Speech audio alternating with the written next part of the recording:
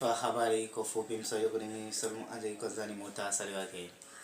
Rais wa Jamhuri ya Muungano wa Tanzania Mheshimiwa Samia Suluhu Hassan atimiza ziara yake ya siku 3 mkoani Tanga. Na watu 200 wafariki dunia baada ya shambulizi lililofanywa na waasi wa dini ya Kiislamu huko nchini DRC Congo. Habari kamili. Tanga.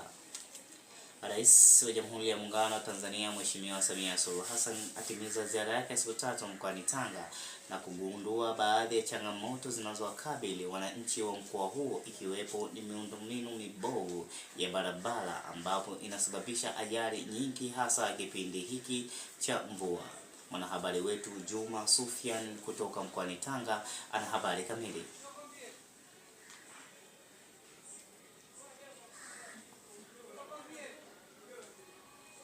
Kumradhi, kutokana na matatizo ya kiufundi habari imechelewa kutufikia. Tuendelee baadaye, tutarejea na habari hiyo.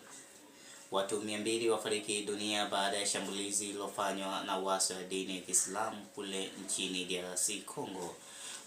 Tukio hilo lilitokea majira ya saa 6 usiku wa kuamkia leo tarehe 30 mwezi wa 4 mwaka 2026, ikiwa sio tukio la kwanza kutokea katika nchi hiyo ya DRC Congo.